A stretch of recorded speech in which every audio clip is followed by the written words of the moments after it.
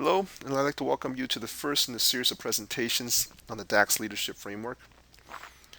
Now, the DACS Leadership Framework has been one of the most effective tools I've found over the years to help me to understand the working of leadership and how I can improve upon my own personal leadership. And I call it the E411 principle for leading others because this leadership framework really comes from Ephesians chapter 4, verses 11 to 13, where God calls on the functions of the apostles, the prophets, the evangelists, the pastors and teachers to come together as a unified leadership team to build up the unity of his body. And I believe that building up the body of Christ is one of the most important leadership tasks in the universe. And in that, I also believe that God has given to us one of the most perfect leadership frameworks for accomplishing that task. And that's what the E41 principle of leading others is all about. Now, you may be a business leader who's finding it hard to attract and retain strong talents, or you may be someone who's been tasked to lead a team, whether it's in the ministry or it's in the department, or perhaps even a general manager leading thousands of people in a factory. And you're finding it to be very difficult to bring teamwork and to bring collaboration among your organization. Or you may be a parent who's looking to strengthen your family relationships, to strengthen the spousal relationships, and have greater influence, positive influence over your children. Now, all of these things rest upon the principle of good leadership. They're all outcomes of good leadership.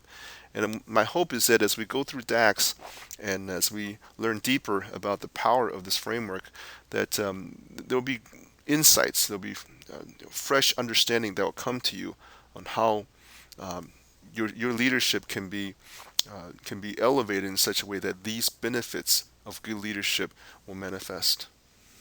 What is DACS? DACS. D stands for dreamer, A stands for architect, C stands for coach, and S for servant. And these are the four roles that I believe are essential for an expression, a holistic expression of leadership. And when these four roles are carried out and expressed in a very strong and also very balanced way, I believe that effective leadership can then begin to take place. And so we're going to spend a little bit of time here to see what each one of these roles are and how they contribute to the overall function of the goal of leadership, leading others. Proverbs says that without vision, people cast off restraint. They lose discipline. They become unfocused and self-absorbed and unable to work together to accomplish a goal that's bigger than themselves. And this is why the dreamer's role is so important. His function is to bring vision so that people can become inspired and can be motivated to answer the question, how do we bring the team together for a common purpose that is important and meaningful? In other words, just kind of like what Jack Welch has said, how do we energize the people so that they will put forth themselves and come together as a team and be consolidated in their strength so that they can accomplish something that's bigger than themselves, it's bigger than the parts of the sum. And this is why the dreamer's role is so important, is to be that catalyst to consolidate people, consolidate their focus and their attention. The architect's role is to take that sky-high vision of the dreamer and to begin to make that translation one step closer to reality, to begin to develop the blueprint of how the team can then begin to collaborate together, answering the question, how does the team work together?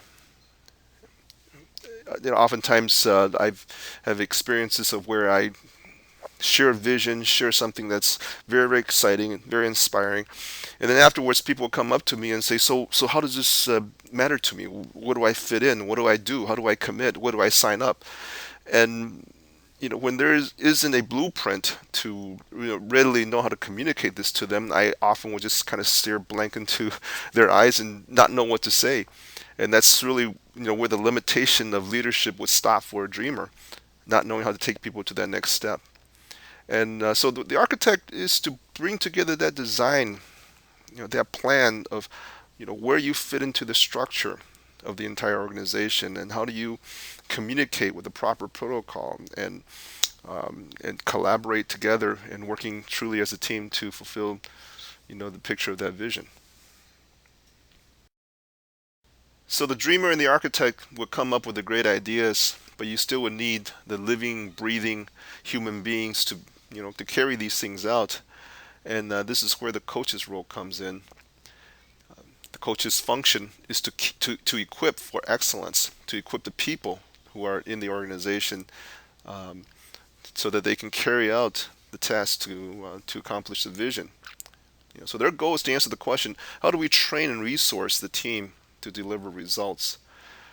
And the coach is there to serve the people. This is the people is their focus, but the reason why they're serving the people is for the vision, is to allow these people to be elevated in their capabilities and their competence, so that whatever the vision is calling them to do, that they will be able to accomplish that with excellent results.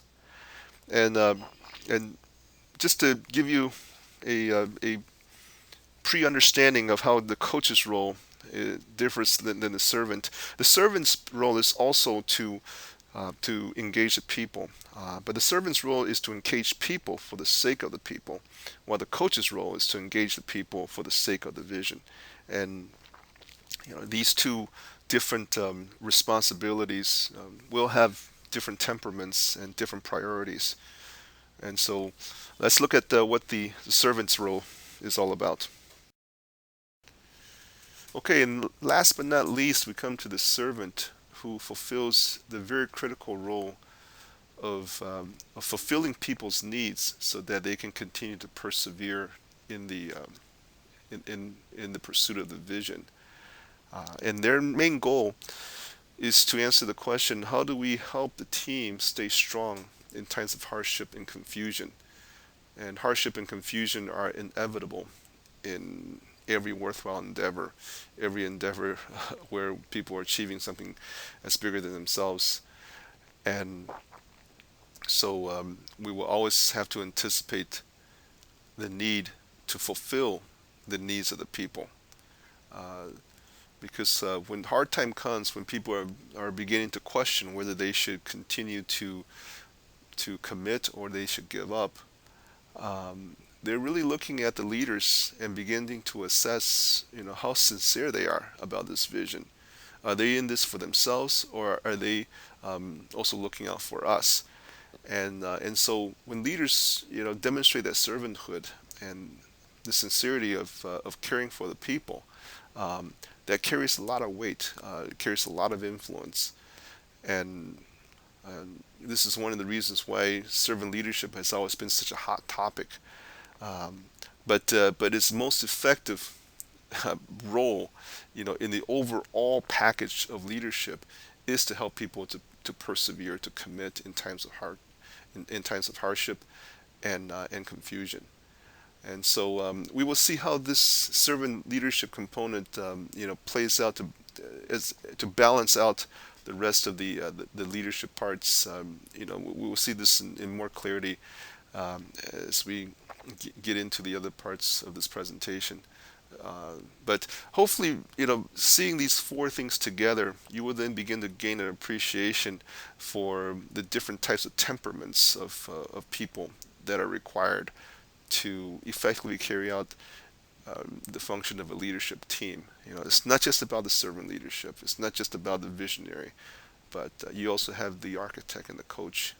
All of these components have to kind of come together and in a concerted way so that we can build up the body.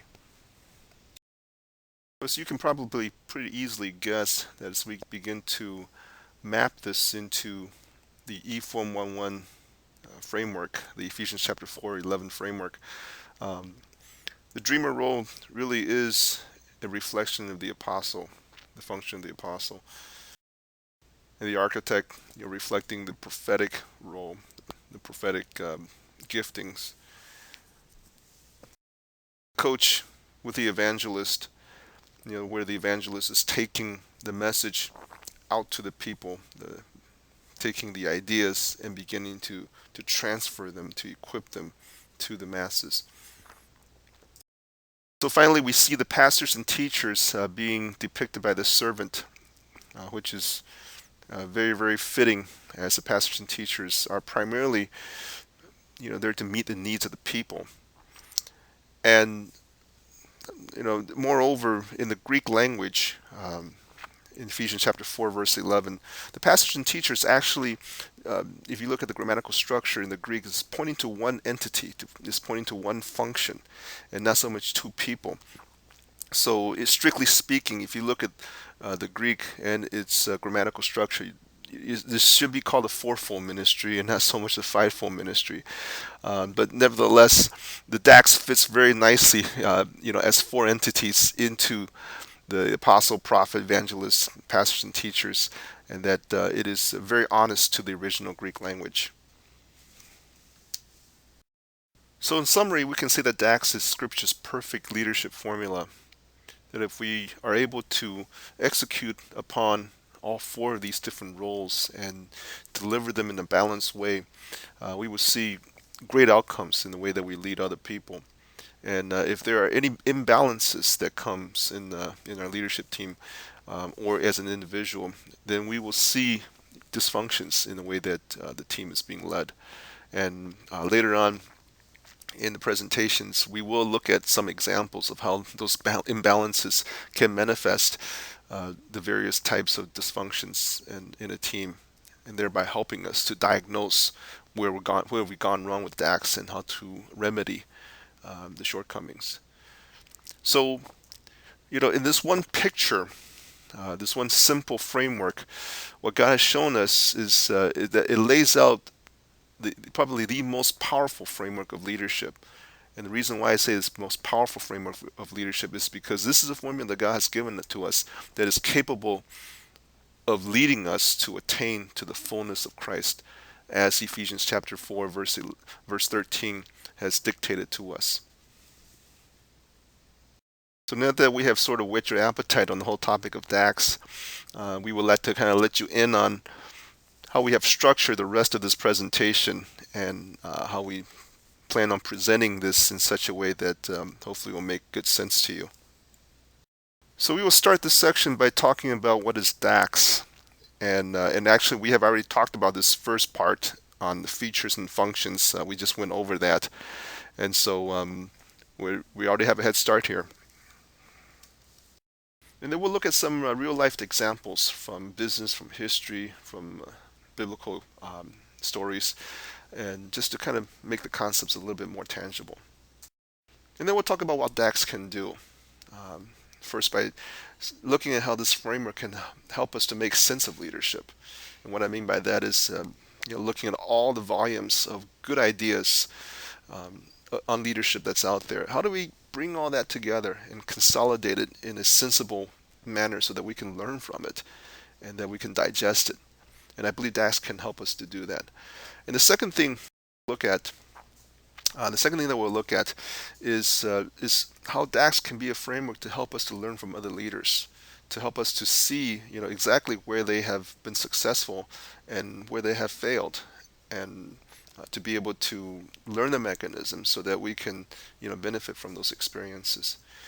And then we'll see how DAX can be a framework to help us to lead others who will also lead, and not just to lead followers. And lastly, we will look at how to apply DAX to our current situation. We will start by looking at how this framework can help us to transform ourselves, to drastically elevate our leadership capabilities. And then we'll apply the same principles of this framework on building up the leadership capabilities of our team. Not just building up my leadership in leading a group of followers, but to build up my leadership in being able to lead other leaders who then in turn can lead other leaders.